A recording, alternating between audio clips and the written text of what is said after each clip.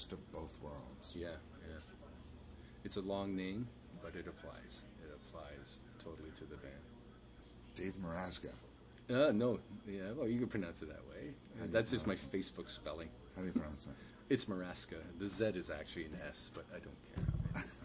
It looks cooler. I went to I like the Z sound for some reason. I went to Berlin and Prague 2 years ago, and in Prague I noticed all the streets were ZKA they ended with, and so I just said I'm going to put that on Facebook. It's also techniques that the technique in various tapping, guitarists. yeah, like you'll see a lot of people use the quick tapping technique where they have the pick, they'll do their main riff here, and then they quickly just apply a high note, just 1, 2, 3 like this, then go back to it. But Eddie saw that Hendrix was able to tuck his guitar pick right in there and continue, but Eddie will also hang on to the neck as he plays, which gives much more stability. So with your pinky and your thumb? No. Oh, right, yeah, you can do that, yeah. Sometimes I think I grab, like, with these two fingers as well, okay. The pinky and the ring finger and my thumb, and brace yourself, and you can move anywhere you want, and you could move them in sync, make them out of sync, or whatever you want like that. So but sliding up and down the neck, holding the sides. You just grip the neck, which I... Oh, that's good. That's good. You did it with your arm. That was good. Like that. Yeah. Just that you grab like that, and you can go anywhere you want. Never just keep your whole arm suspended, because there's too many room for error if you're just doing it from the shoulder. Yeah, like with just your fingers breathing in the air, can throw that's you right. off. You know. Yeah. So you just grasp the neck tightly, and everything's right there for you. Very interesting. And then when you're done, it's easy to slip back the pick in position. A little sleight of hand there. Yeah. What do you do with your pick then? Now Eddie picks weird too. He actually picks like this with the middle finger, and he braces his index on top like that. That's very weird. Is that a Jimmy Page thing? No, okay. no. This is just Eddie. That's you how think he that's does a it. Unique one. But okay. most people like me, you use this technique, and then when you go, maybe you should see it like this. And then when you go to tapping, it's right there, and I brace the neck. If that makes any sense. Yeah, the totally, pick is there, I got it. and then you slip it back. That's that all. easy. That's the cool part about tapping. It's easy to slip into, slip out of, and for a split second, throw it in there. And once you master that, you could go anywhere you want. Thanks for the technique tips. Oh, you're welcome. Awesome. And then one thing led to another, and all this stuff. I got so preoccupied with that, I didn't even play guitar for about 7 years. Really? Yeah. I stopped playing guitar around 1999. Making websites, having fun doing that. Yeah. It was instantly rewarding. I think that's what the trick behind it was. What did you do up to 99 with guitar? I just played in various bands here and there. Did some Steve Ray Vaughan type cover bands. Just like straight out of high school, you know what I mean? Oh, yeah. I still wanted to keep that spirit alive of just making noise and cranking the amp up real loud, jumping around, sweating, you know. It's all, I think that's what we're all doing right now with the tribute bands. Like you see the guys on stage. We're still that 14-year-old kid who wants to, you know, grab the guitar and go completely apeshit on stage, you know. Like that's the fun part. Yeah. And like playing on the monkey bars. Yeah. Carl Dixon. Yeah, exactly. Yeah, I know how to play that one. Yeah, it's a good solo in that song, actually. Yeah, great tune. Yeah, Kim Mitchell produced that, I think. Right on. Yeah. So, like, what other influences? I mean, we probably know all the same bands. What influences guitar-wise, music-wise? Believe it or not, I think I came from a different school. Most people say they came from, like, Kiss and Led Zeppelin, but I was, like, AM radio. I was into Stevie Wonder. He was the ultimate to me as a kid, you know. And it's that those bass lines, those funky tunes that he did. But guitarists? No, believe it or not, I wanted to be a bass player. Huh. I dug. Every song has to have the right groove. It's not just boom, boom, boom. Yeah, It's got to have a groove, a bit of funk to it, and you know, heavy on the downbeat. That was me. And then I heard Rush 2112. Same here.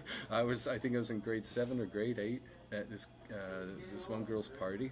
Somebody was cranking 2112, and it was that moment where you just go, what is this I'm listening to? How do you do that?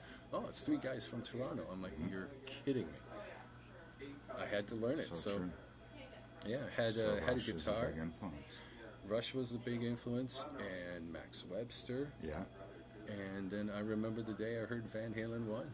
Yeah. Yeah, Me there too. it was at 555 Vermorton Drive on the second floor. A guy had an apartment, and it came on. I think we were listening to some Queen, then we heard some Meatloaf, and I remember exactly where I was sitting, and they put on Running with the Devil, and that tune, it was somewhat a disco rock tune. Well, it was a disco rock tune when it first came out. I have a MP3 at home of Roth introducing it as, here's a disco tune for you called Running with the Devil, because it was the beat, and that's what I dug. And then Eruption comes on, and I didn't think it was a guitar. It's changed everything. Exactly. I didn't know it was a guitar. It sounded like a rocket ship. And then when you hear, the tapping going on, forget it. It's like friends are going, "Hey Dave, you know how to play that?" I go, "No, I'm in grade 7. What are you talking about, right?" And yeah, and So I had to by learn. what grade did you learn it? I think by probably grade 8. Took you about a year. It took me about a year. Like the technique was there, and then but they tuned down. They tuned down, half step down. like a half step down. So I learned it in the wrong. I learned it in not half step down. Yeah, for you novices, 420, 421, whatever it takes, right? Yeah, A440. Yeah, that's the truth. Yeah, That's yeah. cool. So yeah. you play half step down. Well, yeah, we do. Makes do it that. easier on the vocalist to screaming like that. Yeah, they don't have to hit the high notes, Like Who's your it's vocalist now? Oh, we got James Alcock. Right on. He likes to be called Jimmy. Jimmy. Yeah, we got him. Hey, Jimmy. Thanks for doing the show twice so far. Yeah, Serge and I and Gary were sitting around going, okay, let's get a singer. And he auditioned, and by the third song, I think we're doing Right Now, the Van Halen Right Now song. Yeah. And Jim doesn't know this, but Serge and I just looked at each other and said, yeah, this is the guy, right off the bat. Like, he's hitting all the notes. Serge, you mentioned Serge. Serge Savoy. Yes, our drummer, yeah. Yes. In Best of Both Worlds. That's the band. Because we play the best of the Roth era, the best of the Hagar era, and it's just fun. Like, it's the same energy we're going for. Like, it's... we want you to leave going, yeah, that was Van Halen. That was definitely Van Halen. Not guys trying to be Van Halen. That was the exact same Jimmy's feeling. got 2 wigs. He's gonna, yeah. That's gonna be great. He does the Hagar to a T. That it still freaks us out. This is your inaugural gig with this combo. Yeah.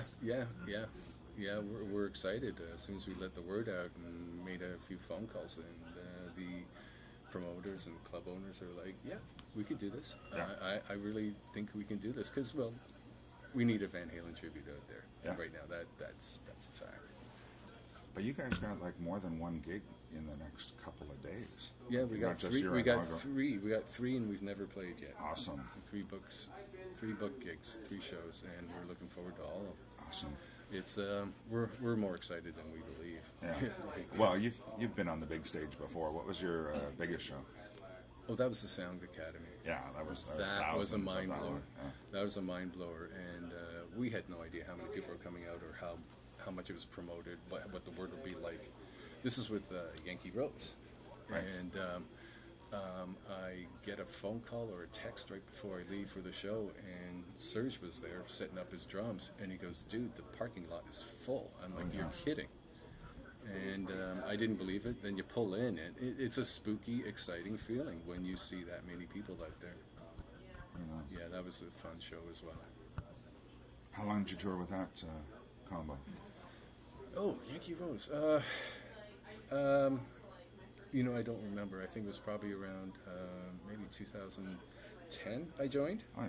With Elliot, and we had a different bass player, different drummer at the time, and members go different ways and stuff like that. But it was me and Elliot for a while. Then we got Serge, and we got Steve Farrell on bass, and we had a great time. It was a great time. Cool. Every gig was amazing. Let's put it that way. Some of your other favorite venues to play at? They're all pretty good. I remember, like, Spot One's really good. Uh-huh. There's I haven't played Shoey's yet, and we're going to be playing there. Village Inn in Bradford, that's coming up. I haven't played there. I remember seeing the stage. I saw Buddy's AC/DC tribute band, Roger and Pete. They were up there. That looked like an amazing stage. Looked like a good crowd too. Looking forward to that. Cool. Yeah. So we were talking about album rock. They got to bring that back. Like And headphones. Headphones. Man, that was exactly it. Because the albums were done the same. Like, you cannot.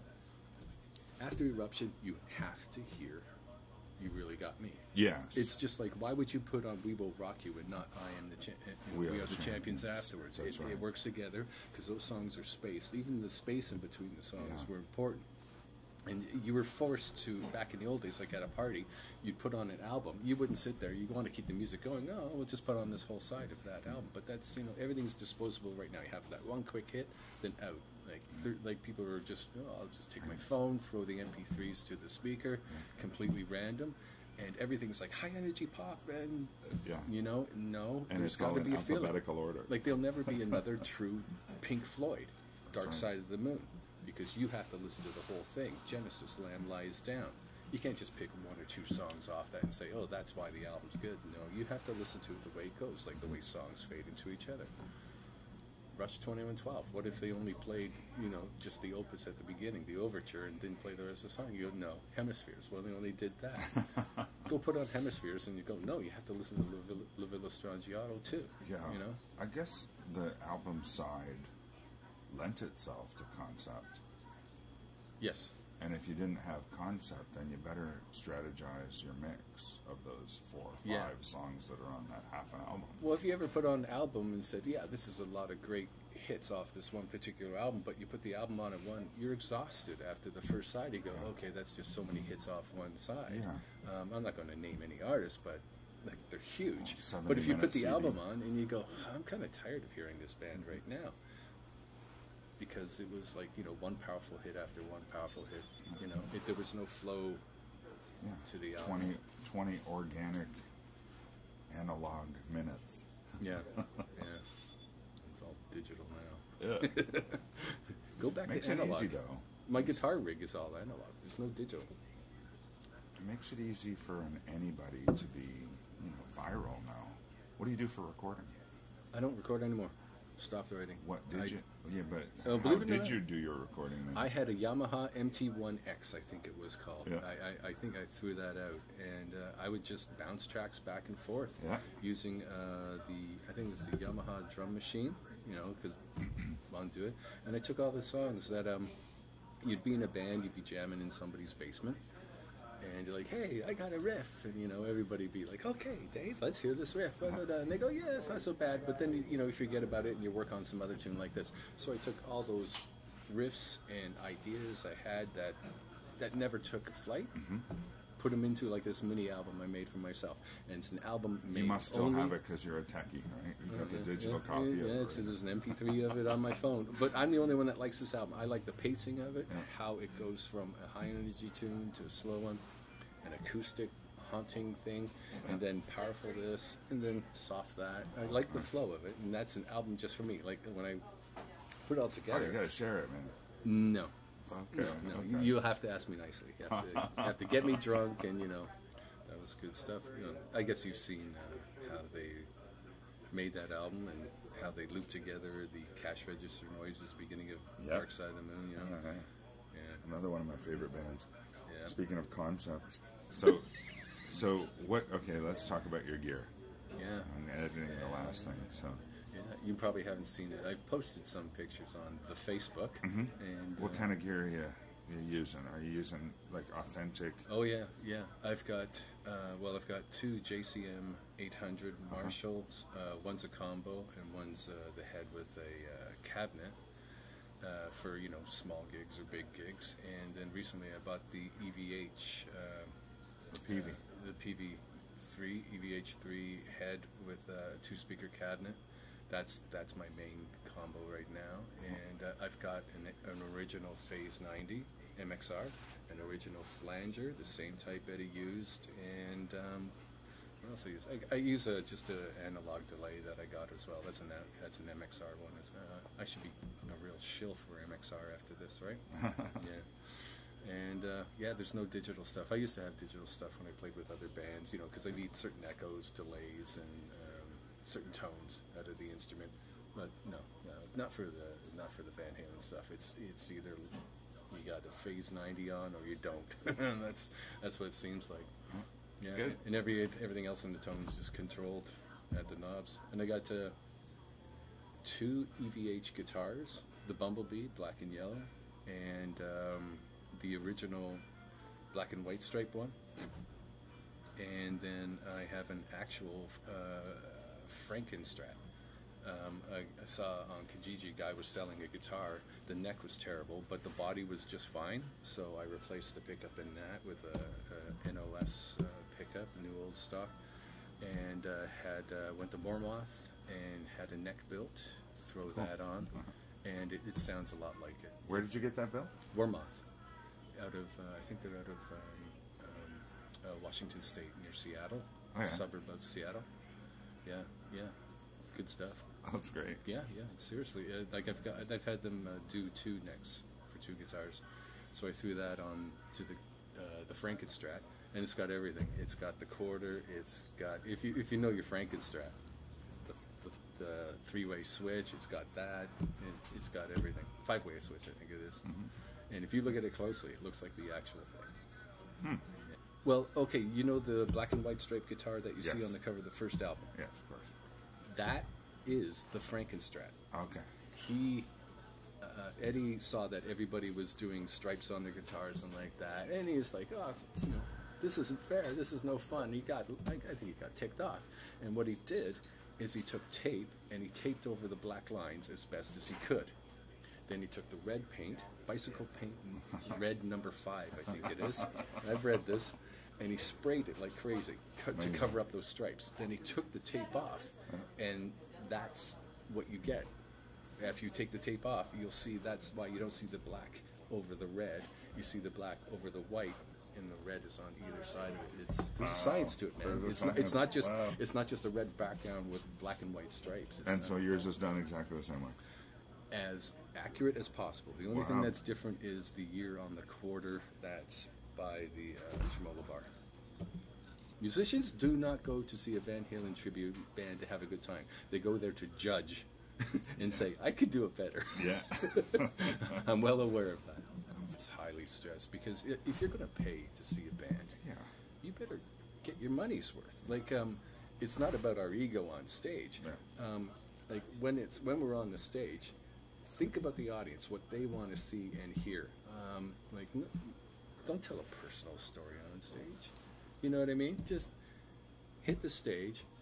It's got to be exactly what they want to hear. That's right. Like, why would you sell a product and then say, we're not going to sell it properly? You know, like, no, you sell it right. And so your bass player has Michael Anthony kind of stuff?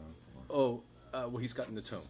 He's gotten the tone, the old Motown bass, because that's Motown. You're listening. Van Halen, I swear to God. Do you know the song Hear About It Later? Yeah. Think about that song. That's a Motown song. They did a few. Think about it. Dancing in the Streets. Yeah. Well, that's probably the Roth influence, but also they were like a dance rock band at the time. Oh, yeah. Like, I've never considered them heavy metal. This guy just has this squealing guitar solo, and that's why Michael Jackson got Eddie. Yeah. You know, it's all because it all became pop. Yeah. Well, you're always looking, if you're a songwriter, you're looking for the best way to do the song, and you're throwing all your experiments that you've done in the past into what you could create at the time, right? You know, I guess when we were kids, that's what tickled us about Eddie. It's like, wow, this is like the leading edge. Nobody tapped before. No. And he used to then turn Randy around Rhoads backwards. came out and like perfected it in a way, in a true classical form, because he's a brilliant player. And Steve Vai and all. Steve and then it became just a technique.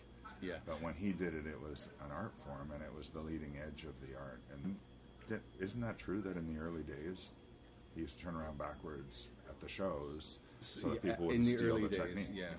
In the early days, he used to turn his back. I do recall seeing that in Guitar Player magazine. He talked about that. But he would innovate. Like, when each album came out, it'd be about a year between each album, back in those days. And Eruption comes out, and we're all blown away. You're just like, you got to be kidding me. And it still has that same effect when you listen to it. And how did he compose that? Don't know. And it was just like, oh, this is off the top of my head. Okay, super genius. Thank you for the advice. And then the second album was Spanish Fly. Yes. Oh wait, you could do tapping and cross the strings as well. But it wasn't just like it wasn't tapping for the sake of tapping. Oh, let's make this melodic. And with his keyboard background, he knew his chords and stuff long before he hit the guitar, so he incorporated that. Well, the true progs, you know, they play with two hands. The touch guitar, Tony Levin, Marcus Reuter, you know, the King Crimson, the stick. King Crimson, that was huge for me, by the way. I heard Thela Hunjin on the radio, and that blew me away. And I had to learn that whole album. I'm trying to teach myself the song Discipline. You know that one? No. Oh, go put it on the Red album. I will. That's the best. That's great. Yeah, so two-handed playing. I mean, it's some people play the guitar differently. So whoever did that first. I mean, there's some old black and white videos of tapping and things like that. Yeah, I've seen that. Spanish stuff. But he perfected it. He threw it into rock, and he just didn't throw it in there for no reason. Brought it to the mainstream. Just like he didn't. That's right. It wasn't. He didn't use it unnecessarily. He made it melodic and part of the song. He was just looking, like he says.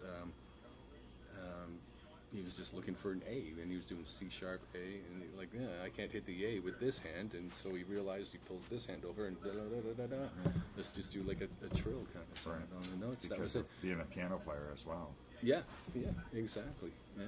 He knew it was there. Using the other hand for some notes. Yeah, that's true. That's cool. And what other? So you were saying on a yearly basis he was innovating. Yeah. Not just with. Eruption and Spanish Fly. Then Spanish Fly, and then came the third album, Women and Children First, and what can I say?